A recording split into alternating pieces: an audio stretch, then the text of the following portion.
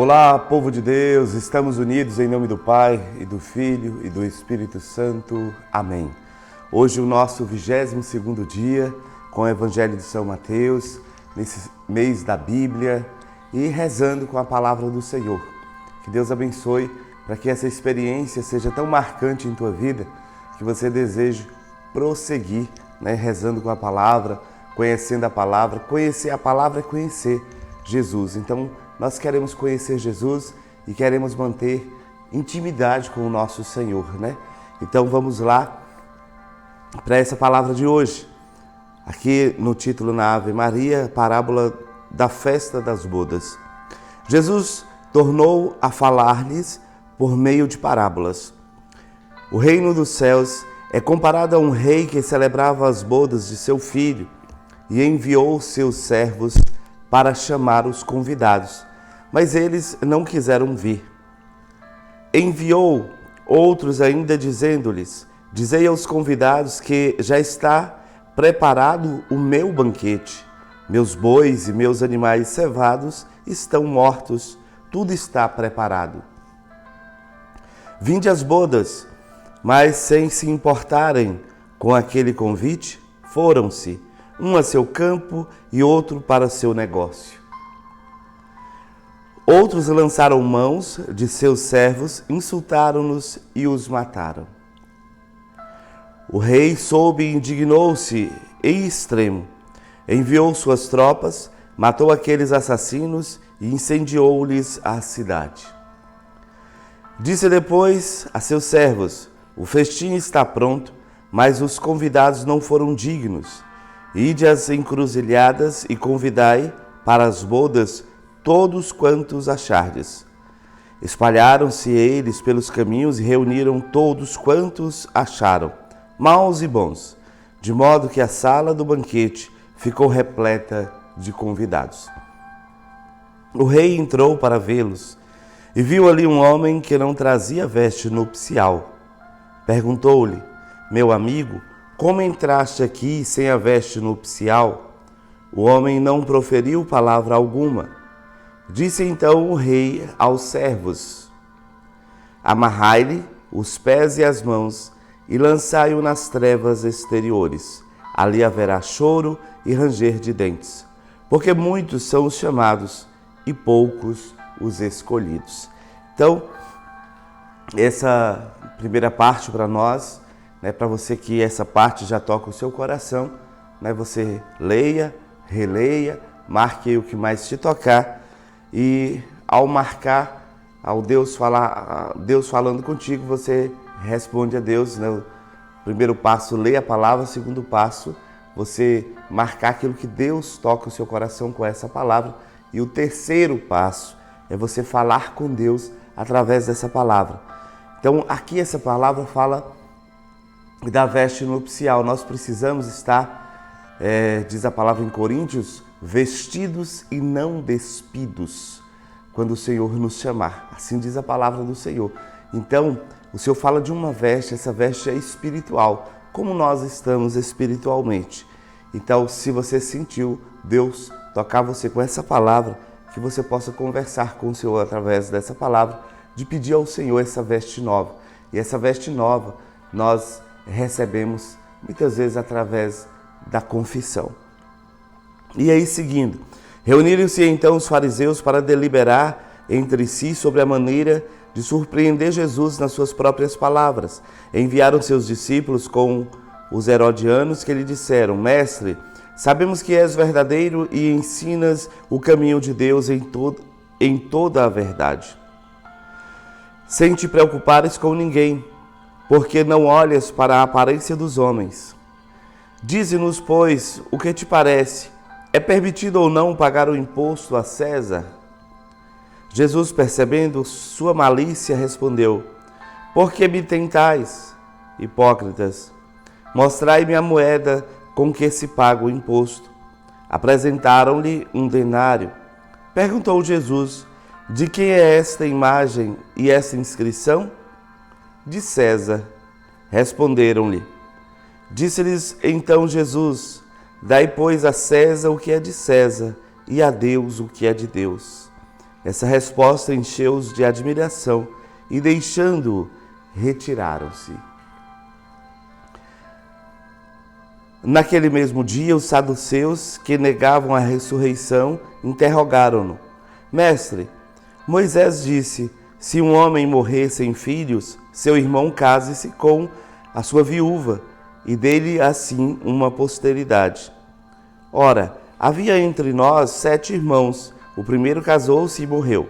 Como não tinha filhos, deixou sua mulher ao seu irmão. O mesmo sucedeu ao segundo, depois ao terceiro, até o 7º. Por sua vez, depois deles todos, morreu também a mulher. Na ressurreição, de qual dos 7 será a mulher, uma vez que todos a tiveram? Respondeu-lhes Jesus: errais, não compreendendo as Escrituras, nem o poder de Deus. Na ressurreição, os homens não terão mulheres, nem as mulheres maridos, mas serão como os anjos de Deus no céu. Quanto à ressurreição dos mortos, não lestes o que Deus vos disse? Eu sou o Deus de Abraão, o Deus de Isaque e o Deus de Jacó. Ora, ele não é Deus dos mortos, mas Deus dos vivos. E ouvindo essa doutrina, as turbas se enchiam de grande admiração. Sabendo os fariseus que Jesus reduzira ao silêncio os saduceus, reuniram-se e um deles, doutor da lei, fez-lhe esta pergunta para pô-lo à prova: Mestre, qual é o maior mandamento da lei? Respondeu Jesus: amarás o Senhor teu Deus de todo o teu coração, de toda a tua alma e de todo o teu espírito. Esse é o maior e o primeiro mandamento. E o segundo, semelhante a este, é: amarás teu próximo como a ti mesmo. Nesses 2 mandamentos se resumem toda a lei e os profetas. Como os fariseus se agrupassem, Jesus interrogou-os: que pensais vós de Cristo? De quem é filho? Responderam: de Davi. Como então prosseguiu Jesus? Davi, falando sobre a inspiração do Espírito Santo, chama-o Senhor, dizendo: o Senhor disse a meu Senhor: senta-te à minha direita, até que eu ponha teus inimigos por escabelo dos teus pés. Se, pois, Davi o chama Senhor, como é ele seu filho? Ninguém pôde responder-lhe nada. E depois daquele dia, ninguém mais ousou interrogá-lo. Palavra da salvação. Glória a vós, Senhor. Então a palavra, para nós orarmos com a palavra, o primeiro passo é nós lermos a palavra. O segundo passo é marcar aí o que mais tocou você nessa palavra. E tendo marcado, você conversar com o Senhor a partir dessa palavra. Então, o que mais tocou o seu coração? Que Deus tocou o seu coração, porque Deus vai nos tocar, que todos rezando nesse dia, o Senhor vai nos tocar com passagens diferentes, porque cada um de nós vivemos um momento diferente um do outro. Então, nós poderíamos dizer do maior mandamento, que eles interrogam Jesus, nós poderíamos dizer dessa primeira parte, né, da veste, dessa veste nupcial. Quero até dizer que minha primeira pregação, eu falei sobre essa veste nupcial, até pegando aqui Coríntios 5 para nós, que também vai falar sobre essa veste. Quando nós pecamos, nós perdemos a veste. Sabemos com efeito que, ao se desfazer a tenda que habitamos nesse mundo, recebemos uma casa preparada por Deus e não por mãos humanas, uma habitação eterna no céu. Por isso suspiramos e anelamos ser sobrevestidos da nova habitação celeste, contanto que sejamos achados vestidos e não despidos. Então, nós queremos o céu, nós queremos estar na presença do Senhor, mas quantas vezes nós perdemos a veste espiritual? Nós perdemos a graça de Deus, nós perdemos a amizade com Deus.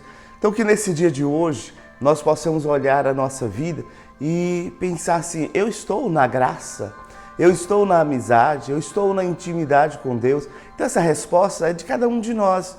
Eu preciso dar essa resposta nesse dia de hoje, se eu estou numa vida de graça, se eu estou na graça de Deus, se eu estou na amizade com Deus. Se você está na amizade com Deus, às vezes a gente até pensa também, né? É importante que o Espírito Santo venha em nosso auxílio, nos revelando, porque às vezes nós temos situações de pecado na nossa vida que a gente não imagina que aquilo nos roubou a graça. Mas a nossa consciência, no geral, ela nos acusa, né? Que aquela situação na nossa vida ela não foi correta.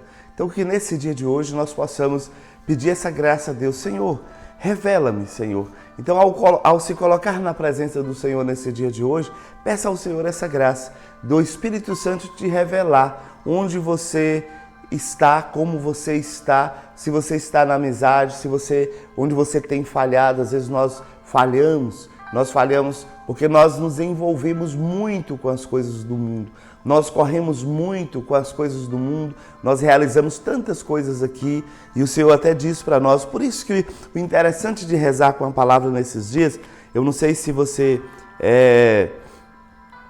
vai recordando assim quando a gente vai pensando sobre a palavra, né? Mas no início, no 6º capítulo, quando nós rezamos, já diz assim que... eu estou no outro evangelho, não achava nunca, né? A palavra nos diz que onde está o nosso coração, ali também está o nosso tesouro. Porque onde está o teu tesouro, lá também está teu coração. Então, às vezes nós nos gastamos tanto nas coisas aqui da terra, o nosso tesouro às vezes está nas coisas. Colocar um fundo musical aqui para nós. Nosso tesouro às vezes está aqui na terra. Padre, mas meu tesouro é o céu, eu quero o céu. A gente quer o céu, mas às vezes nós envolvemos muito, mas muito, com muita intensidade aqui nas coisas da terra, além até da necessidade. Nós buscamos com toda intensidade das nossas forças, toda a intensidade. Nós gastamos com o Senhor ali um pouquinho para desencargo de consciência, mas nós nos gastamos com tamanha profundidade nas coisas aqui da terra. Nós precisamos suprir a nossa casa, nós precisamos suprir as nossas necessidades, mas nós precisamos deixar um tempo de qualidade para o Senhor, um tempo de qualidade para servir ao Senhor. Então que Deus nos dê essa graça nesse dia de hoje, de olharmos a nossa vida para vermos como nós estamos espiritualmente, se nós estamos vestidos e não despidos. Falando da minha primeira pregação, na primeira pregação eu falei sobre a veste nupcial, que tantas vezes, né, o saudoso Padre Bené, eu fui lá confessar, eu fui ali nu para que ele me desse a veste espiritual. Então o pecado nos rouba a veste espiritual e nós precisamos ir para a confissão, porque na confissão, o Senhor nos dá uma nova veste, uma veste nova, uma veste espiritual. Então que Deus nos dê essa graça nesse dia de hoje, de nós nos colocarmos em sua presença, de nós nos enchermos da sua graça nesse dia de hoje e do Senhor direcionar a nossa visão, o nosso pensamento, o Espírito Santo nos direcionar nesse dia de hoje para que nós possamos encontrar, visualizar como nós estamos espiritualmente. Que desça sobre nós a graça do Senhor para que você possa escutar a voz de Deus nesse dia de hoje. Eu quero escutar a voz de Deus, eu vou terminar esse momento e eu vou rezar, pedindo ao Senhor que Ele me dê a graça de me olhar espiritualmente. Eu quero me olhar espiritualmente e ver onde eu preciso crescer, onde eu preciso conversar com o Senhor, até mesmo para dizer, Senhor, me dê a Tua força, me dê a força do Teu Santo Espírito para que eu possa crescer na Tua graça.